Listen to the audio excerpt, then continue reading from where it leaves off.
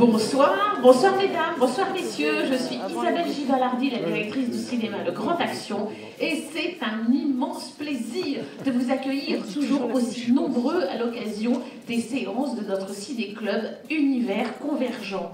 Univers Convergent a été créé par l'Institut Henri Poincaré, dignement représenté par son directeur adjoint Jean-Philippe Usan, que l'on peut redire.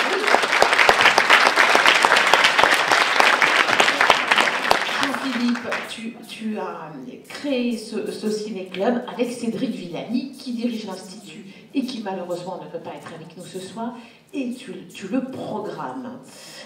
Donc je vais te laisser parler de films magnifiques, exceptionnels que nous allons voir ce soir, et des brillants intervenants qui vont venir nous éclairer après la projection. Vous connaissez tous Jean-Philippe, vous savez qu'il est physicien, théoricien, cosmologiste, j'adore ce mot, je ne me lasse jamais de le répéter, et grand cinéphile, et vraiment, on conclut ce cycle de 6 mois, et c'est un déchirement. C'est ce qu'on se disait avec Quentin Lazarotto, responsable du pôle audiovisuel de l'IHP, qui œuvre pour que ces séances se passent merveilleusement bien, avec Marie Chauvier, qui s'occupe de la com. Elle est où, Marie? Elle est là. Voilà. Donc, c'est un déchirement. Hein. C'est la fin d'un cycle. Mais heureusement, nous nous retrouvons en janvier prochain pour un nouveau cycle. Et là, on est en train de vous concocter des choses extraordinaires. Bon, eh bien, Jean-Philippe, à toi l'antenne. Bon, merci. Bonsoir, bienvenue. Donc oui, c'est vrai que c'est la dernière séance de notre cycle. Donc je suis très heureux, il y en a beaucoup d'entre vous qui sont venus plusieurs fois. Et les retours qu'on a eus, on est très heureux. On a appris en faisant, c'était la première fois qu'on faisait ça, aussi bien Quentin que moi. Et on a fait des petites erreurs au début, je pense que la formule s'améliore de séance en séance. Et on viendra l'année prochaine, c'est vrai qu'on aura des surprises au niveau cinématographique. Alors ce soir, nous allons voir un film qui est un documentaire, La nostalgie de la lumière, qui est un film qui a été réalisé par Patricio Guzman, qui est sorti en 2010.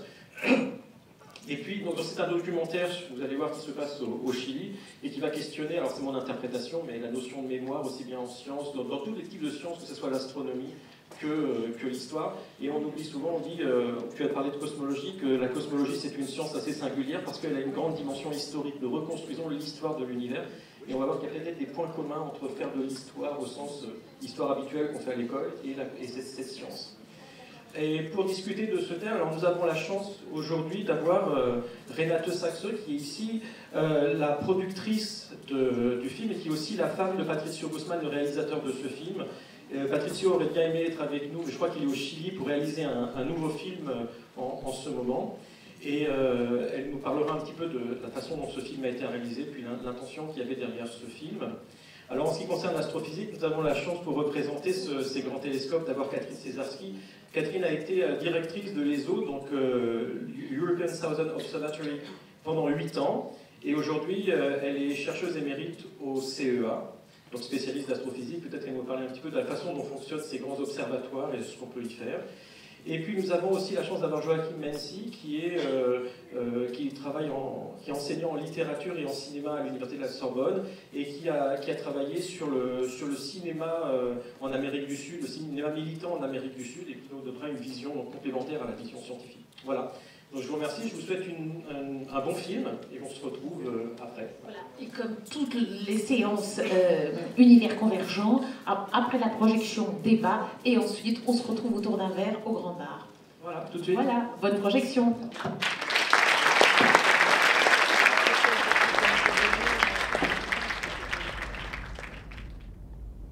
Nuestro planeta húmedo tiene una sola mancha marrón donde no existe ningún grado de humedad. Es el inmenso desierto de Atacama. Envueltos por el polvo estelar, los científicos de todo el mundo construyeron aquí los más grandes telescopios de la Tierra. La ciencia se enamoró del cielo de Chile.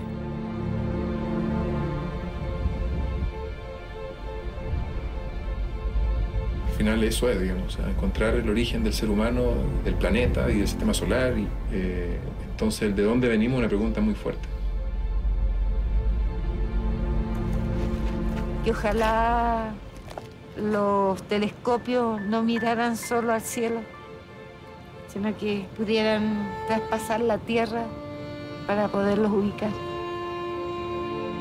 Durante 17 años, Pinochet asesinó y enterró los cuerpos de miles de prisioneros políticos. Las mujeres que buscan a sus muertos exigen respuesta de los que hicieron desaparecer a sus muertos. Los que tienen memoria son capaces de vivir en el frágil tiempo presente. Los que no la tienen no viven en ninguna parte.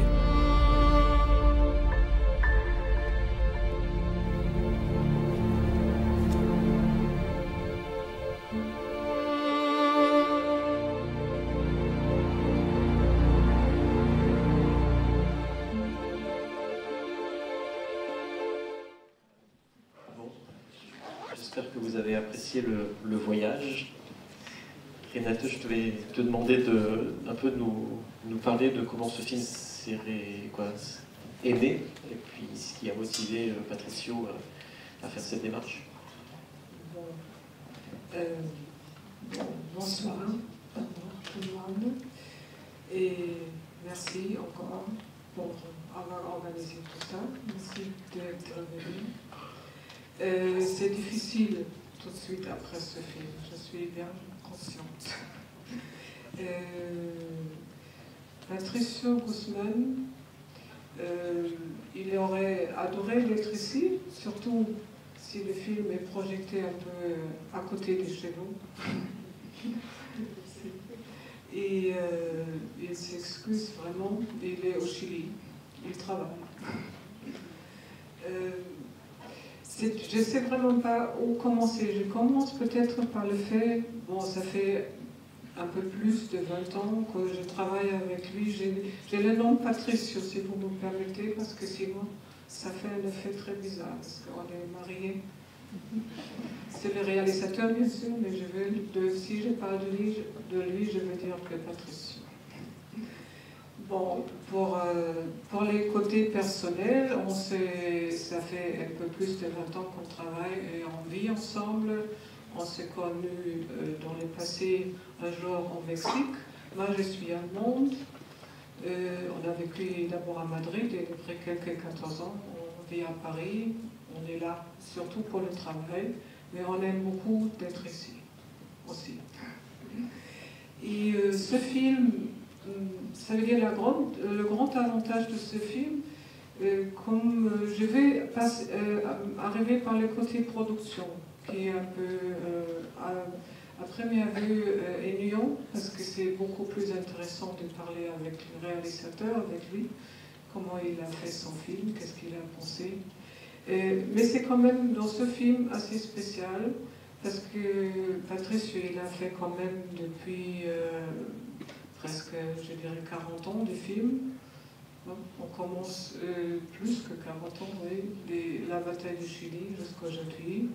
Mais c'était quand même impossible de financer la nostalgie de la lumière au début. Ça veut dire qu'on s'est retrouvé dans une situation que personne n'a voulu nous donner des moyens, parce que c'est ça, si Patricio a aidé le film, bien sûr, il développe l'idée, mais après il faut chercher des sous pour pouvoir le faire.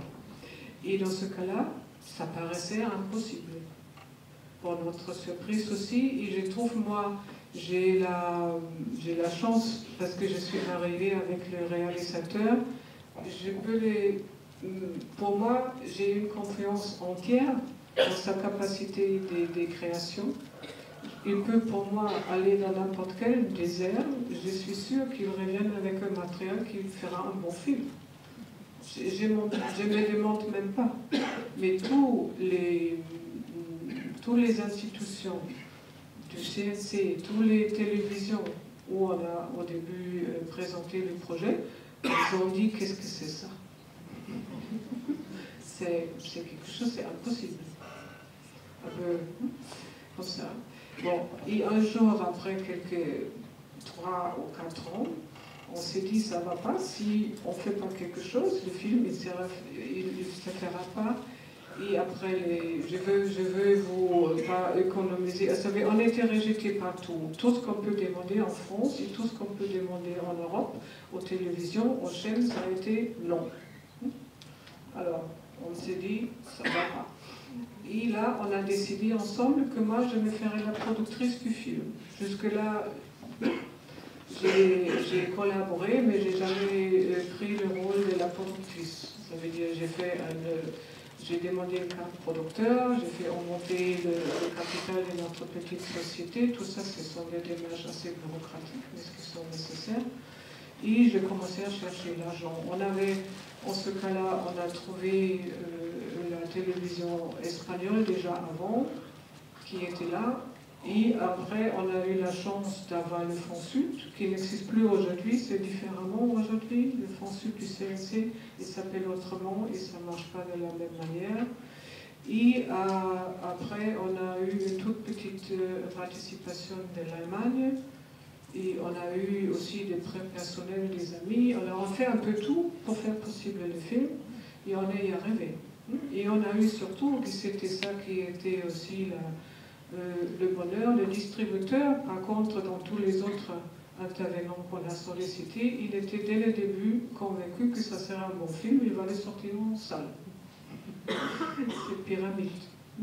Là, c'était pour nous très bien. Ça n'a pas financé le film au début, mais c'était quand même quelque chose qu'on pouvait nous permettre d'aller plus loin. Et aujourd'hui, je vais essayer de faire court à la fin. Je dirais, le fait qu'on ait été refusé par tellement d'intervenants, ça nous a fait du bien. Parce que sinon, on n'aurait jamais pris la décision de le faire seul, de faire une sorte d'autoproduction. Et cette autoproduction qui finalement a été possible, parce que finalement on a trouvé des gens qui ont bien entendu, qui ont quand même, on a eu quelque chose. Le film, il est terriblement sous-financier, parce qu'on n'a pas pu payer ni le réalisateur, ni la productrice sur place au Chili, ni la productrice, c'est moi. On a payé bien sûr tout ce qu'il faut payer, les frais de la post-production, les prestataires, les techniciens, les salaires, les charges sociales, tout ça a été payé comme il faut. Et ça veut dire, mais je trouve que ce qui est arrivé avec cet acte de résistance pour amour du projet et du film, et dans l'assurance que ça serait un bon film, ça s'est traduit dans la liberté de la créativité de Patricio.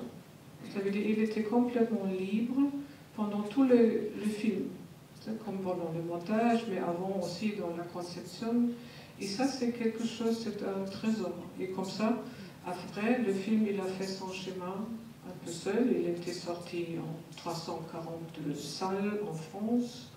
Il était, jusqu'aujourd'hui, je crois, il passe une fois par mois au cinéma à la Clé. Ils ont déclaré la film culte. Pendant 3 ans, ils ont passé une fois par semaine. Maintenant, c'est une fois par mois.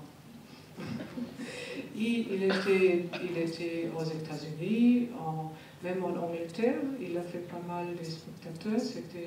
Il était en Belgique, au Chili, en Allemagne. C'est-à-dire, en total, jusqu'aujourd'hui, il était vu par quelques 200 000 personnes. La France inclus, ça fait 70, je crois, à peu près, 70 000. Et dans ce sens, c'est pour nous aujourd'hui, ça nous a bien sûr motivé de préparer un autre, que Patricio vient de terminer, le tournage. Il manque encore les longs mois de montage, mais il est dans un autre film. Ça veut dire, et en plus, la nostalgie finalement, ce film-là, il a eu une très bonne critique, il a eu son avant-première à Cannes, et après il a fait un chemin de festival, il a eu beaucoup de prix. Ça veut dire, le film, il s'est vraiment imposé, il a fait son propre chemin. Et c'est ça. Et bien sûr, je peux plus tard répondre sur quelque chose artistique de Patricio, mais c'est un peu difficile s'il n'est pas là. mais je le ferai avec plaisir. Merci. Alors c'est une rencontre avec aussi le ciel. Donc Catherine, toi tu as été directrice de cet observatoire. Qu'est-ce que tu ressens quand tu vois ces images? Et puis tu étais aussi encore directrice au moment où le film a été fait, je crois. Je crois juste au début. Effectivement, j'ai été de 1999 à fin 2007 directrice de l'ESO, donc l'organisation européenne dont on a parlé. Et nous avons beaucoup vu le plus grand télescope qu'on nous a montré souvent de près, de loin. Et d'ailleurs, d'autres aspects, on a vu la montagne coupée avec les 4 grands télescopes au-dessus. C'est le VLT, le Very Large Telescope de l'ESO. Donc j'ai eu la chance de diriger cette organisation au moment de la fin de construction du premier et deuxième. Le troisième et le quatrième, c'était sous moi. Et aussi de lancer la construction du projet ALMA, dont ils ont parlé également, et qui a été achevé avec un énorme succès l'année dernière. Ce film m'émeut de beaucoup de façons différentes. D'ailleurs, ce mot nostalgie, pour moi, c'est très fort, parce que j'ai été moi-même élevée en Argentine. J'ai quitté l'Argentine quand j'avais 23 ans. Et j'ai toujours gardé une nostalgie extrêmement forte pour l'Argentine. Alors, je suis française de naissance, j'ai toujours été française, élevée en parlant français avec mes parents, etc. Mais pour moi, nostalgie, tout de suite, c'est l'Amérique latine. Donc, je vois. Et lorsque, après plusieurs années de carrière aux États-Unis puis en France, j'ai eu cette possibilité d'aller diriger l'ESO, le centre était à Munich, mais 4 fois par an, j'allais au Chili. Et c'est une des choses qui m'a attiré le plus de pouvoir me replonger en Amérique latine. Mais alors, évidemment, en Amérique latine, il y a mon enfance, cette langue que j'adore, ces relations avec les gens qui sont différentes. Hein. On est une autre personne soi-même et les gens sont d'autres personnes dans d'autres langues. Et moi, j'aime beaucoup ça. Mais il y a aussi, il y a eu évidemment ces dictatures très dures au Chili, en Argentine. Vous savez bien que, il y a eu, je ne sais plus, c'était à peu près 3000 morts au Chili, hein, même s'il y a eu 30 000 torturés, il y a eu à peu près 30 000 disparus en Argentine. Et moi, j'étais très intéressée par toute cette question de est-ce que l'on va revenir dans la mémoire et voir ce qui s'est passé, que sont devenus ces disparus. Vous savez, en Argentine, les maires de la place de Mai. Alors en Argentine, ça a été difficile, mais petit à petit, il y a eu un travail de mémoire et aussi, malgré tout, de finir par quand même mettre en prison les responsables. Et aujourd'hui, à l'endroit où on torturait le plus, il y a un musée, c'est-à-dire le couple Kirchner a vraiment décidé de bien étudier ce passé et de voir ce qui s'était passé. Ils n'ont pas fait un travail, je dirais, comparable à ce qui s'est fait, par exemple, en Afrique du Sud, mais ils ont quand même fait beaucoup de choses. Alors qu'au Chili, c'est vrai que lorsqu'on vient, comme moi, avec un œil en prêtant attention à cette question, parce que quand même, elle m'intéresse profondément, on était surpris de voir que la grande majorité des gens, eh bien, effectivement, on oublie, on n'en parle pas. Et il n'y a jamais eu, même maintenant, un très grand travail de mémoire, même si la présidente Michelle Bachelet, qui est elle-même fille de quelqu'un qui a été tué dans cette période, elle a souhaité amener la paix, mais sans faire vraiment des recherches. Et la seule fois où j'ai vu tous les Chiliens vraiment soulevés et tout le monde d'accord, c'est lorsque le juge Garçon a essayé de garder Pinochet en Angleterre, vous vous rappelez? Alors là, tous les Chiliens étaient d'accord, c'était pas possible, il fallait absolument que l'on relâche Pinochet.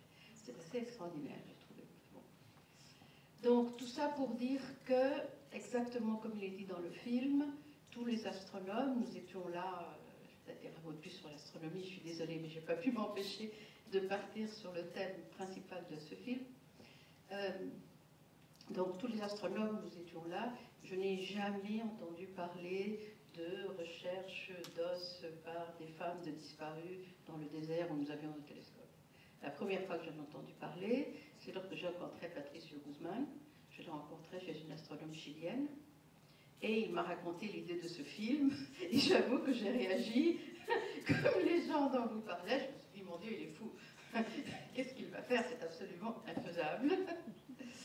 Et en plus, la relation entre la recherche de l'histoire de l'univers que nous faisons en observant avec les télescopes et la recherche des restes humains de personnes, franchement, ça n'a rien à voir. Comment peut-il rapprocher ces deux choses? Puis, comme vous tous, j'ai découvert le film. Moi, je l'ai découvert carrément dans un cinéma, sur un écran.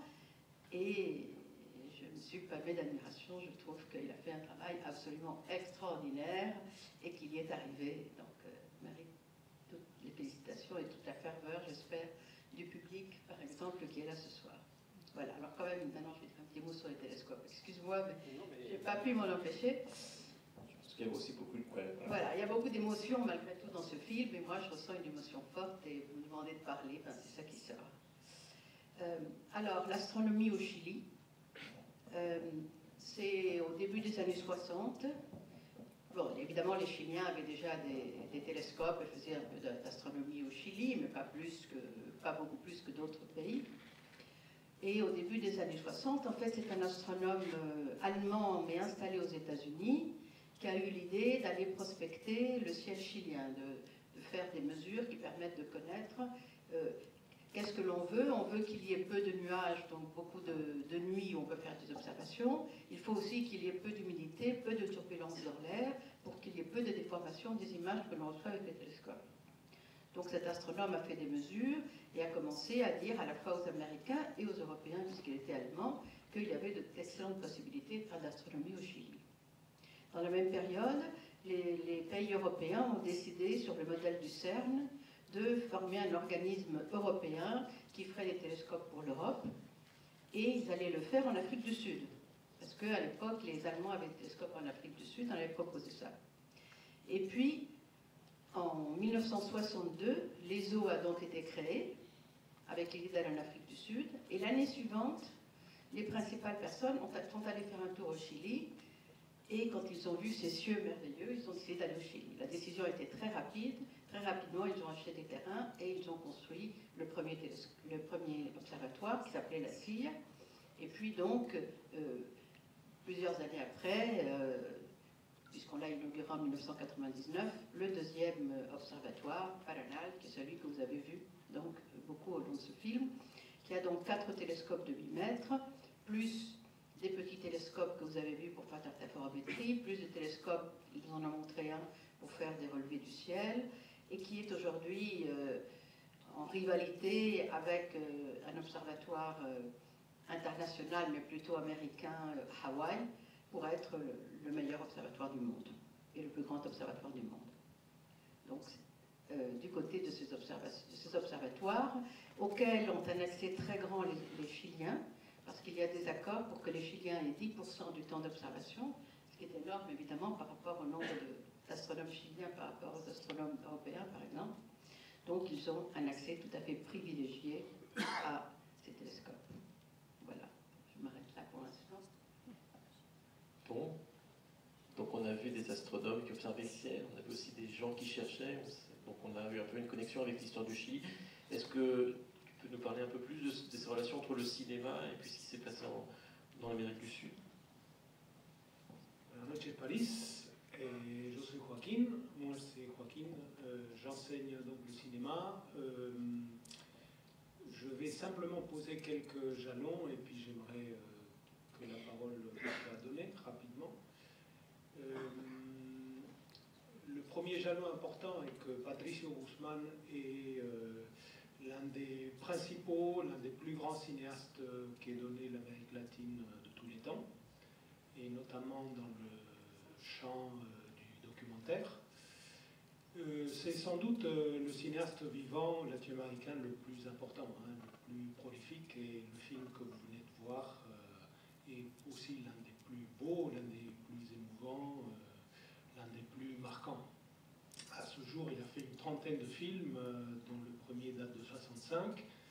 Il a commencé par écrire de la littérature, et puis il a pratiqué un cinéma de terrain, un cinéma anthropologique au début, et puis par attraction avec ce que les Nord-Américains appelaient le Roaring 60s, les trépidantes années 60. Il s'est beaucoup engagé donc dans la transformation révolutionnaire et démocratique du Chili, qui, comme vous le savez, a un nom, la UP, la Unidad Popular.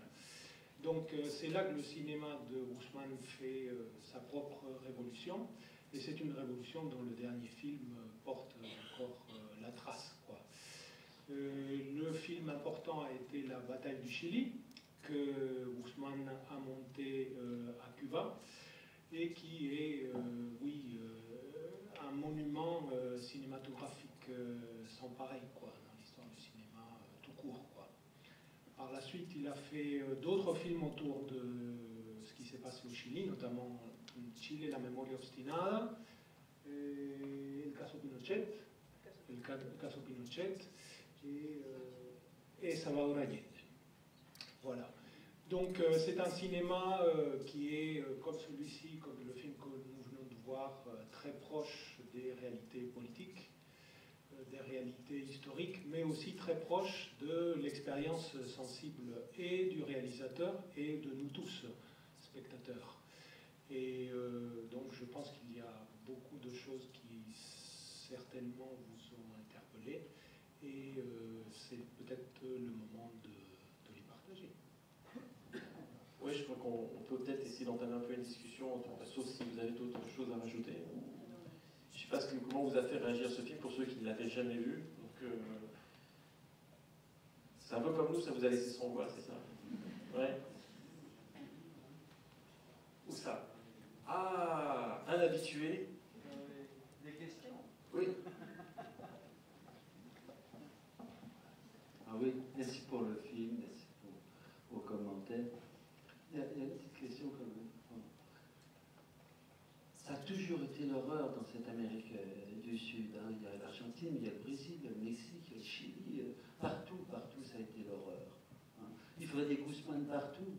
Et aujourd'hui, l'horreur se passe sous nos yeux, avec 2 fois plus de morts qu'au Chili. En Syrie, ils sont à 150 000 morts. Hein, avec un dictateur qui bombarde avec des bombes à clous les trucs. Il faut des Guzmán partout. Il faut regarder que non seulement d'un côté, la communauté internationale construit des ESO, hein, avec des télescopes qui regardent jusqu'au fin fond de l'univers, hein, et puis de l'autre côté, vous avez une communauté internationale qui est complètement paralysée, qui se fout de ce qui se passe et qui voit les morts tomber.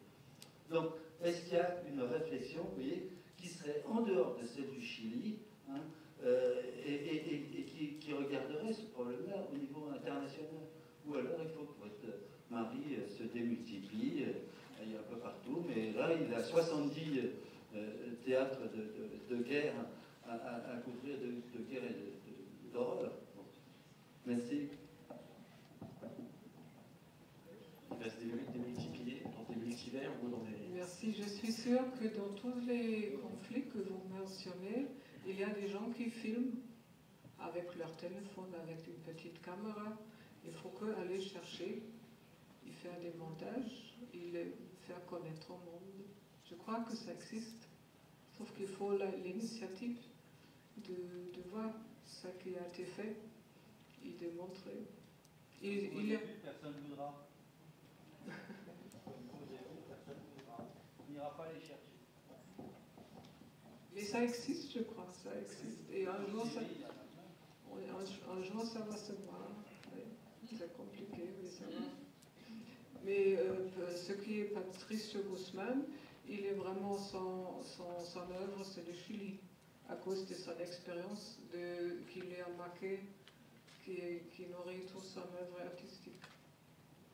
Il a assez souvent dit qu'il n'irait pas dans d'autres pays faire un film, parce qu'il ne se sentait pas là-dedans. Il pense que c'est le devoir des cinéastes dans les autres pays. Mais il y a des cinéastes qui font ça, qui voyagent et qui font des films dans les autres pays. Mais Patricio dit, pour lui, ça ne marche pas.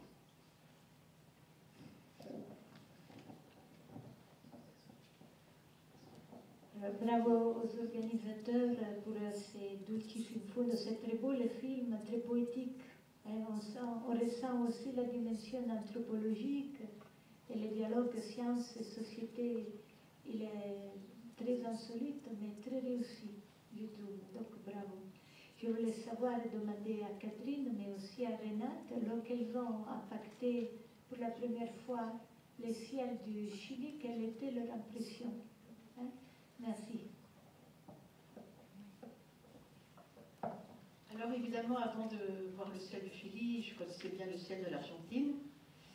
Et il y a deux aspects au ciel du Chili, c'est-à-dire que le ciel de l'hémisphère sud est bien plus intéressant que le ciel de l'hémisphère nord. Donc ça, j'avais déjà... Mais évidemment, je n'avais pas vu avec cette clarté. Et donc, effectivement, la première fois que... Et je regardais pas mal le ciel en Argentine déjà, mais dans des conditions où il y a beaucoup d'humidité, etc. Donc la première fois que j'ai vu le ciel du Chili, effectivement, c'était une impression magnifique.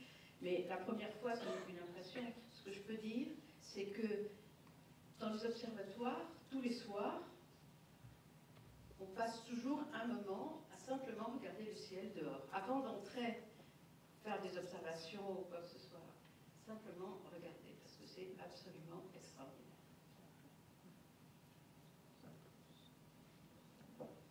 Moi, je ne l'ai jamais vu, parce que je n'ai jamais allé au tournage. Parce qu'il n'y a pas de moyen pour ça.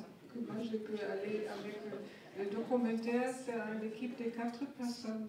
Tous qui rentrent dans une seule voiture. Une deuxième, c'est hors de question parce que ça se perd toujours et c'est trop cher. Et comme ça, en plus, c'est nécessaire que je reste pour coordonner tout ça. Mais c'est vraiment, je ne l'ai pas vu, mais je l'ai vu en image, bien sûr. Et c'est impressionnant. Et Patrice raconte toujours, quand il s'est allongé, c'est énorme, c'est énormément beau et ça fait peur. C'est tellement beau que ça fait peur. Les eaux a les moyens de vous inviter. Ah, Jean-Baptiste, tu offres une invitation pour... Les eaux a les moyens de vous inviter. Si vous allez au Chili, effectivement, c'est possible de visiter les observatoires. Mais... C'est recommandable. Si une fois vous allez, ça peut se faire. Je parlais fort. Pourquoi le ciel est plus beau dans l'hémisphère sud? Quelle est la raison? Nous l'avons entendu à la fin du film. Juste à la fin du film, il a dit le centre de la galaxie passe tous les soirs au-dessus de Santiago de Chili. En général, on voit les zones plus centrales de la galaxie et il y a donc effectivement une plus grande densité d'étoiles. En plus, il y a 2 petites galaxies qui sont très voisines de notre galaxie, qui sont ce qu'on appelle les nuages de Magellan, et on a vu au moins un au passage, qui sont vraiment très visibles. Donc la Voie lactée est beaucoup plus... Vous avez déjà vu la Voie lactée dans l'hémisphère nord, et dans un endroit où il y a un beau ciel, on voit bien la Voie lactée. Elle est beaucoup plus fournie dans l'hémisphère sud. On voit les zones centrales en fait sont obscures parce qu'il y a des nuages obscurs qui empêchent, il y a quand même des étoiles dedans ou derrière, mais il y a des petits grains de poussière qui empêchent la lumière de passer. C'est assez intéressant parce que dans le désert de l'Atacama, vraiment aux grandes altitudes, là où on a été construire Alma, les gens qui habitent là, les Atacameños, faisaient aussi des cartes du ciel. Mais eux, ce n'était pas les étoiles ou les constellations qu'ils dessinaient, c'était les nuages, ces nuages noirs. Et donc, ils sont aussi visibles. Et par exemple, quand vous êtes là-bas, bon, ça n'a rien à voir avec le ciel du sud, mais un clair de lune à Paranal ou à Atacama, c'est invraisemblable, je pense, pareil en plein jour. Il y a le fait aussi que vous, dans l'hémisphère nord, moi maintenant aussi, que je suis là, on regarde la grande ours, mais nous, là-bas, on regarde la croix du sud. Donc, notre point de repère géographique, c'est le sud, c'est pas le nord. Hein, il y a une constellation donc, qui s'appelle la croix du sud, et donc on regarde vers un autre côté. Il y a un très très grand peintre uruguayen qui s'appelle Joaquín Torres Garcia, qui avait créé de retour d'Espagne dans les années 20 un atelier, et dont l'affiche était le planisphère, plutôt le continent sud-américain tête bêche, et donc il disait « Nuestro norte es el sur ». Notre nord à nous est le sud. Et à nous, nous regardons vers Et la croix du Sud est l'emblème de l'ESO. Hein, le signe de l'ESO, c'est avec la croix du Sud. Alors, une chose intéressante aussi, il y a la constellation d'Orion, que vous connaissez sûrement, avec le baudrier d'Orion, les 3 étoiles. Alors ça, c'est au milieu, et donc on la voit et du nord et du sud, tout simplement. On la voit comme retournée. Là, on retrouve des choses familières. Oui, bonsoir. J'ai une question vraiment très naïve. Vous parlez de la beauté du ciel, et dans le film, on voit un ciel très coloré. Cette couleur, elle est visible à l'œil nu? Les étoiles ont des couleurs, ça dépend de leur température. Et donc, quand on prend le spectre, par exemple, on voit qu'elles sont plus chaudes, plus froides, et effectivement, leur couleur correspond à ça. Et dans une très belle nuit, dans un observatoire, on s'aperçoit quand même qu'elles ont des couleurs différentes. Je dirais pas, je pense que là, c'était un petit peu forcé dans le film, mais on voit à l'œil nu des couleurs différentes. Il y a là une chose intéressante, une caméra ne peut pas filmer les étoiles. On ne voit rien. C'est une caméra, ça dirige. Il faut faire une autre procédure.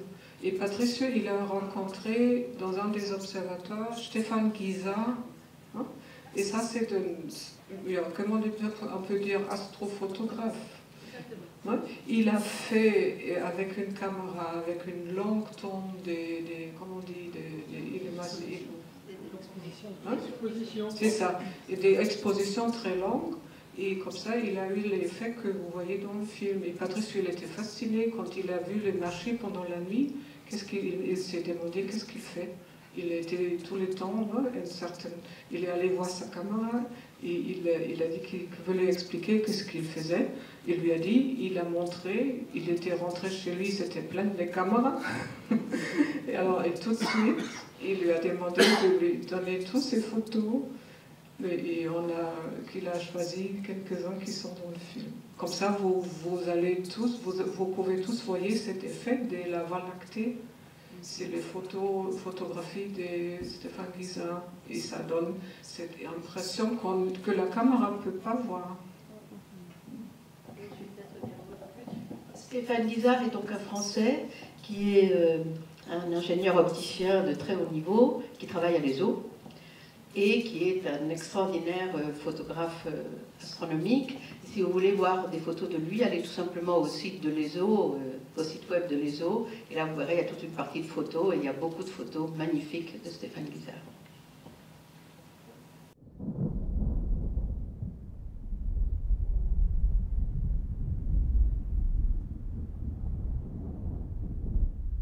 La pregunta es ¿por qué hay territorios que se prestan para esto? Y este es un gran enigma en realidad, porque, claro, uno se pregunta, a ver, ¿por qué hay arqueólogos y astrónomos viviendo en un mismo territorio? La respuesta es muy simple, porque en ese territorio la posibilidad de introducirse en el pasado es mayor que en otro. Entonces, la transparencia es para los arqueólogos astrónomos lo que es para nosotros el clima seco, que nos permite controlar la mayor cantidad de evidencias del pasado. La transparencia para ellos es lo que le permite tomar la mayor evidencia de los enigmas del espacio. Por eso que compartimos un mismo territorio, este mismo territorio. Oui, bonsoir, merci. Moi, je voulais juste dire, effectivement, je suis beaucoup plus passionné d'astronomie que d'histoire, donc je voulais juste vous livrer mon ressenti par rapport à ça. C'est que au départ, donc j'étais un peu désarçonné par l'arrivée de ces femmes qui cherchaient dans le désert, mais le moment où j'étais le plus ému, c'est au moment où elles regardent à travers la lunette. Et alors là, ça m'a vraiment ému, et donc ça c'est lié peut-être à mon histoire personnelle par rapport à la façon dont je ressens l'astronomie. Mais du coup, j'ai interprété le film de votre époux de la façon suivante, c'est que le travail de ces femmes, du coup, il prend une dimension cosmique. Donc c'est peut-être pour ça qu'il a rapproché les deux. Mais leur travail de regard sur l'histoire de leur mort, ça les transcende, parce que ça leur donne finalement la même vision que nous dans l'astronomie on cherche, c'est qu'on essaie de regarder plus loin d'où vient l'homme, etc. Et c'est ce rapprochement qui m'a ému le plus. Je ne sais pas si je suis hors sujet. Voilà. Merci. Tu veux commenter sur... Merci, je suis complètement d'accord. Il y a eu une autre intervention là-dessus, c'est Valentine. Alors Valentine, c'est aussi à l'ESO, hein, pour vous rappeler, c'est la toute petite jeune femme qui a raconté ici qu'elle était elle-même fils de ses parents, avait été assassinée, qu'elle avait été élevée par ses grands-parents.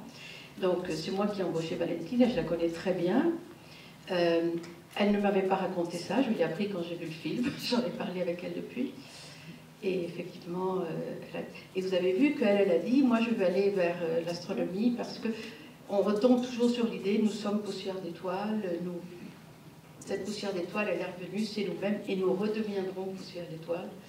Et je dirais que c'est aussi un petit peu ce pas-là qui a été fait par ces femmes lorsqu'elles sont allées regarder dans le télescope.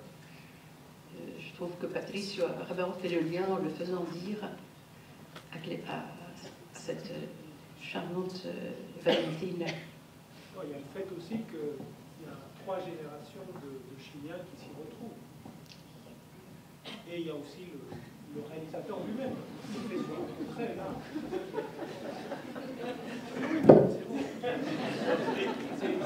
C'est très bref. Et nous ici aussi, qui nous fait partager cela. Je me demandais si vous pouviez nous dire quelques mots des caractéristiques, des capacités, de la manière de travailler de ces télescopes chiliens. Catherine, c'est pour toi? Si je prends le VLT, donc le Very Large Telescope, c'est 4 télescopes de 8 mètres. Et au foyer de ce qui est déjà des miroirs très très grands, hein, donc c'est des télescopes réflecteurs, hein, c'est pas comme une lunette, sinon la lumière est envoyée sur un premier miroir qui la renvoie donc sur un miroir très très grand qui a été montré dans le film. Je ne sais pas si vous avez vu ces beaux miroirs qui forcément doivent être aussi toujours très propres. Et ensuite, ce qu'on va en faire dépend de l'instrument que l'on met au foyer du télescope. Et donc, un grand intérêt de ces télescopes, c'est qu'il y a sur chacun des télescopes plusieurs foyers. Donc, on a 4 foyers, et en particulier, 3 foyers permettent de mettre des instruments tout à fait différents. Et en ayant en plus 4 télescopes, on multiplie par 12 les possibilités de choses que l'on peut faire. De la spectrométrie très haute résolution, on veut travailler plutôt dans l'ultraviolet, plutôt dans l'infrarouge, on veut plutôt faire de la cartographie d'une grande surface du ciel avec pas tellement l'acuité angulaire, on peut au contraire prendre un tout petit morceau, mais vraiment étudier chaque point. On peut étudier des points et avoir un spectre en même temps de chaque point que l'on regarde, etc. Donc, on a toute une série d'instruments. Et comme le télescope est très grand, il est gêné par la turbulence dans l'atmosphère, même si on est allé à un endroit où il y en a moins qu'ailleurs, il y en a quand même beaucoup. Les observations seraient très limitées.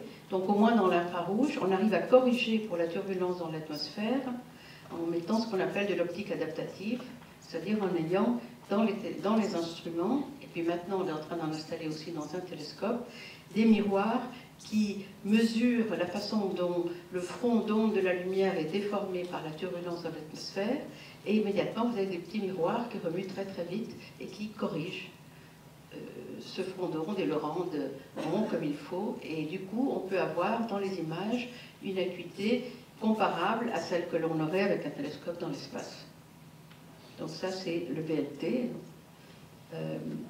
Sinon, par contre, ce qu'on a construit à 5000 mètres, ALMA dont il a parlé, ce n'est plus dans le visible, c'est dans le submillimétrique et le millimétrique, c'est-à-dire des ondes plus longues. Et ça, on utilise des techniques qui ressemblent à la radioastronomie. Et on vous a montré au passage, vous n'avez plus des télescopes, vous avez c'est quand même aussi des miroirs, mais qui sont comme les récepteurs que vous avez l'habitude de voir, par exemple, pour la télévision. Et bon, il a dit dans le film qu'il en avait 60, mais je peux vous dire qu'il en a 66. Et ce qui est très important, c'est qu'avec elle, on fait de l'interférométrie, c'est-à-dire que ces 66 télescopes vont regarder le même endroit du ciel et on va mesurer avec beaucoup de précision la différence de phase entre les lumières qu'ils reçoivent, et ça permet finalement les utiliser tous à la fois pour faire de l'imagerie avec une très très grande résolution du ciel. Une aussi grande résolution que si on avait un télescope aussi grand que la séparation maximum entre tous nos télescopes. Et en plus, en ayant vraiment un grand nombre de télescopes, donc une grande surface, on reçoit beaucoup de lumière du ciel. Donc on a à la fois beaucoup de lumière, une grande résolution angulaire. C'est un instrument totalement extraordinaire qui commence déjà à révolutionner l'astronomie. Et c'est un projet donc mondial, puisqu'il y a l'Europe et les États-Unis qui avaient commencé moitié-moitié, avec évidemment le Chili comme pays hôte. Et puis le Japon s'est uni avec une participation très importante, et avec lui Taïwan et d'autres pays d'Asie. Voilà. C'est le plus grand projet d'astronomie au sol du monde, et c'est aussi le premier projet mondial.